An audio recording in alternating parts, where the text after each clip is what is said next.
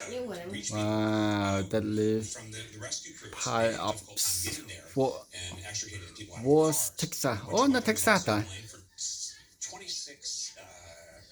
Cars piling up in Austin, and also a third pileup outside Dallas as well. Yeah, hard to see. So what kind of conditions do we have to see for freezing rain to form, and what could that mean for the days ahead? Good questions for meteorologist Ann Campolongo. Hey, Ann.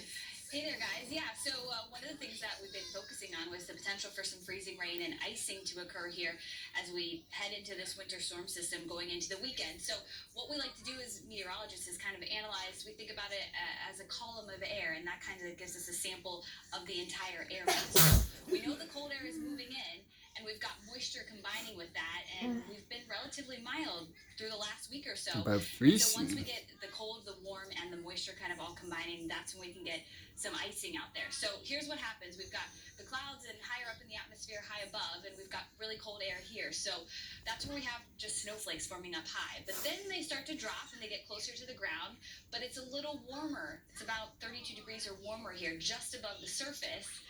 And then it goes through another layer of air that's colder. We're back down to below freezing here as we get closer towards the ground and the roadways. And so that snowflake starts to melt when it gets a little bit warmer, and then it drops closer to the ground, and it's still liquid, but it freezes on contact because the air, again, is back to below freezing here. So that's when we start to see the icy glaze that we're starting to see in some areas outside right now, and we'll continue to see the chance for freezing rain here as we go through the next couple of days, especially again tomorrow. And Mark's been watching that pretty closely as well. Yeah, too. I mean, it's like the cold air comes out really thick out of the gorge at first, so that's where you get that snow easier. It's all these kind of I don't want to call you a fringe area if you live in Newburgh, for example, but what I'm saying is you're kind of at the edge of the cold air, like Ann said, so that's why I have a better chance there. Same thing on the north coast. This is a live view out of the seaside, our Shiloh and Seaside Camp. Not much going on out there. There's just not much of anything falling. 37 degrees. It continues to cool off. Boy, the cold air is coming scheduled. You know, the only Wow, snowing. snowing. Again. So we will see.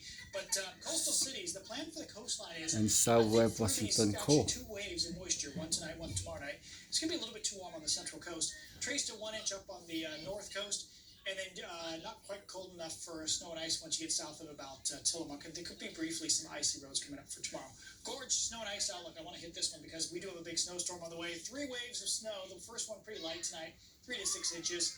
A lot of drifting at the west end. And then that second one, boy, that's going to cause big issues, 10 to 20 inches. We think tomorrow night into Saturday morning. Thawing Monday. A lot of melting going on. Much snow at this weekend. All that snow, I should say. So rain showers on the coastline tomorrow. Maybe a trace to 2 inches tonight in spots.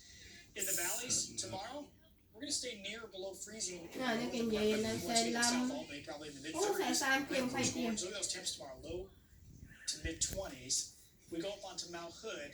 Looks very cold up there. That's the big story. We haven't seen it this cold so far this season because what's happening is the cold air from the Canada has come down, is pushed up against Mount Hood, is going right over the mountain as well. So very no Mount Hood up in there. About 15 at Government Camp tomorrow.